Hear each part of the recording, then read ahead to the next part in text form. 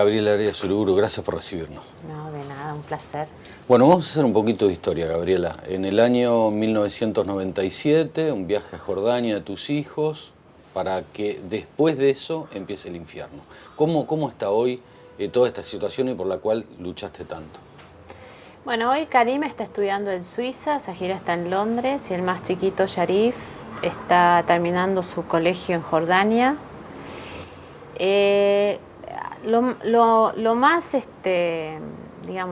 lo más increíble fue el trabajo que se logró después de que yo renunciara a mis derechos en el 2005 y reconstruirle la familia a los chicos. O sea, el niño, digamos, el niño llega a la vida de los padres para que estos, digamos, para que el niño sea criado por ambos papás. Esto es lo que debería cumplir en la naturaleza de todo niño, debería cumplirse fluida, armónicamente. Cuando esto no ocurre y los padres perpetran dolor, infringen un sufrimiento al chico que tiene que ver con una cuestión que ellos tienen que resolver en un ámbito marital y no llevarlo al territorio del niño, ya estamos hablando de un desorden en todos los niveles, psíquico, físico, y material, espiritual y emocional. Entonces, bueno, mi tarea, cuando empecé a viajar a Jordania, a reencontrarme con ellos, empecé a descubrir todo esto en la vida de mis hijos. Y bueno, y ahí me puse en campaña, con mucho trabajo interior, para resolver internamente las cosas que yo no había resuelto con el padre de mis hijos y empezar a quitar del campo de los chicos el combate, el horror, la violencia, la alienación. Esto, sacarlo del campo de los chicos era primeramente sacarlo del mío. Entonces ahí pude llegar a esto del renunciamiento, hice una estrategia, digamos, no de la cabeza, sino del corazón, poner a los chicos en primera persona y quitar, dinamizar, digamos, todo el campo de bombas, y a partir de ahí empezó a regenerarse el ámbito familiar. Entonces hoy los chicos, de alguna manera, tienen a sus dos papás, y lo que faltaría, si querés, en este momento sería que los chicos pudieran empezar a venir a la Argentina de forma natural, y bueno, y que se generara esto de ir y venir, ¿no? Porque estos 14 años me he dedicado a viajar yo. A ir vos. Vino Karim hace 2 años, bueno, ahora estoy esperando que venga Zahira. Y bueno, y esperando también que Sharif, por ahí se le acorten los tiempos y venga, entonces eso va a depender también mucho del padre, ¿no? Uh-huh. Claro, todo esto, esta ida y vuelta natural, ¿no? Lógicamente claro. Al país de la madre.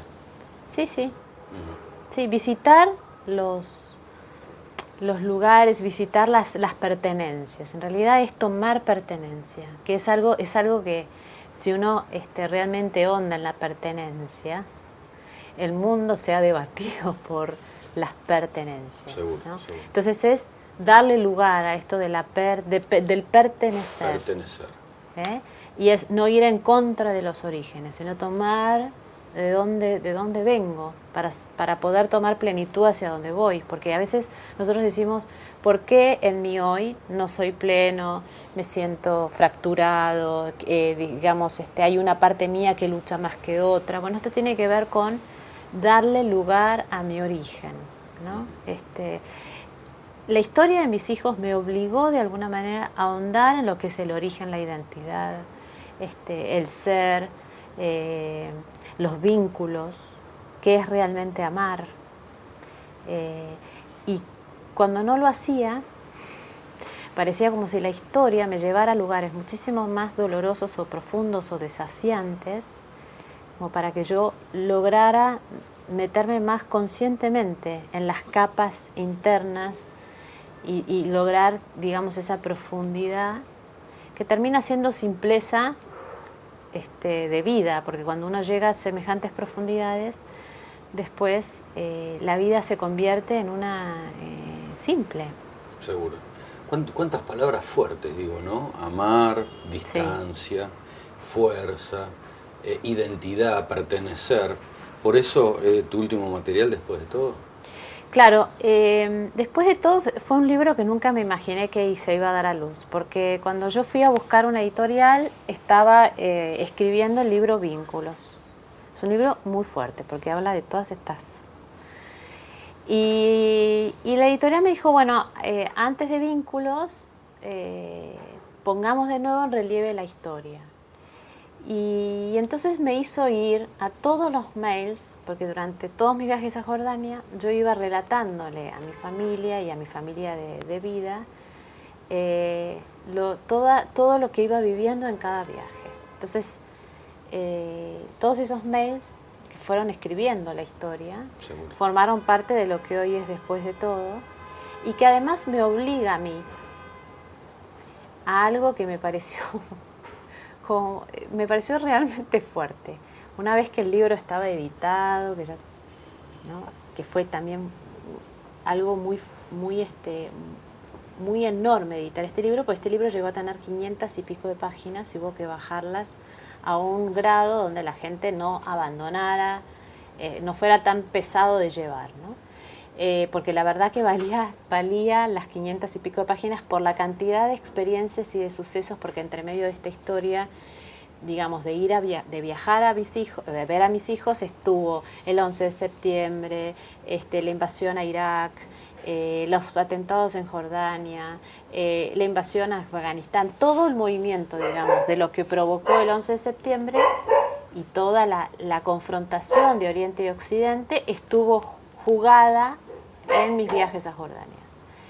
Y entre medio, digamos, toda la debacle argentino en el 2001, que también provocó que yo no viajara durante 2 años y medio. O sea, estuvo inmersa simplemente el viajar a ver a mis hijos, estuvo inmersa toda una cuestión histórica. Claro, de temas, bueno, satelitales a lo propio, ¿no? Diríamos. Entonces, bueno, entonces cuando terminó, cuando se acabó, viste, en el punto final, dije, ¿y después de esto qué? ¿Hacia dónde voy a ir yo? ¿O voy a quedarme contando esta historia y voy a seguir haciendo leña del árbol caído? ¿O me voy a parar ante la vida y voy a mostrar ese algo más, digamos, que uno siempre es, ¿no? Pues uno no es solamente la historia que se plantea en uno. Entonces, bueno, ahí empezó, yo diría, una vida nueva para mí. Y dijiste en su momento familia de vida. ¿Quién es tu familia de vida? Son todos aquellos que se fueron uniendo a la lucha, a mi camino, a mi travesía, y fueron hermanos, primos, consejeros, un montón de mamás y papás postizos. Y muchos Entre ellos, por ejemplo, por decirte, ¿no? Porque la madre de Ingrid Betancourt fue una madre para mí, la conocí antes que nos ocurriera a las dos la historia.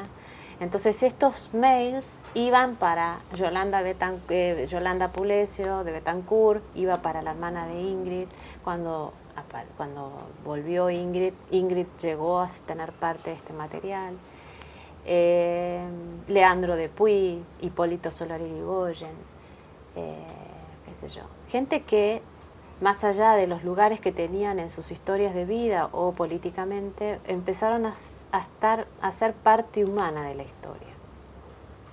¿Y algún padre o madre que habrá pasado por la situación? Sí, muy pocos, muy pocos, porque fueron en ese momento muy pocos papás que entendían esto de poner en primera persona al niño. Generalmente el adulto somete al niño a sus propias decisiones y, bueno, las decisiones de los adultos siempre son unilaterales. No hay esto de sentarnos en familia y tomar una decisión en familia por el bien de todos. Y esto que puede significar algo difícil de llevar a cabo, es algo que hay que llevar a cabo. Y en la decisión que tome cualquier adulto, nadie del miembro familiar debe quedar afuera del círculo. absolutamente nadie. Es real eso, las decisiones adultas son unilaterales. Sí, además el adulto toma decisiones unilaterales, Seguro. no hace un, ¿no? Incluso los jueces, cuando van a hacer van a hacer la sentencia de algo, son muy pocos los que hacen un estudio hasta científico de la familia. O sea, también toman en algún lugar decisiones unilaterales. Pero esto no es culpa del juez, tiene que ver con una instrucción. Venimos de un sistema en el cual nosotros sometemos siempre a alguien y generamos relaciones de poder. Después tenemos que evaluar cómo cambiamos esto, porque cada vez las sociedades son más violentas. Seguro, seguro. Entonces preguntémonos por qué. ¿Qué estamos haciendo nosotros para que nuestros chicos sean violentos? Entonces Alice Miller, que es una mujer que yo recomiendo muchísimo que lean, dice que la violencia no es del niño, es del adulto que vive con el niño. Y adulto es no solamente padre, madre.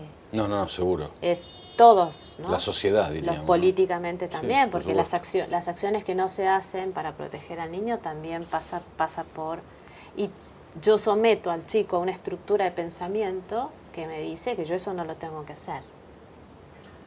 Y esto no es así. Yo tuve que romper mi estructura de pensamiento para incorporar a mis hijos en este lugar de devolverles aquello que no fue solamente quitado, sino que fue violentado en sus vidas, y es la familia. La familia. Vamos a ir a una pausa, Gabriela. Dale. Y después de la pausa, vos diferenciás en lo otro que es persona y personalidad. Y vamos a ver por qué pasa esto. Bueno, ¿Eh? bueno.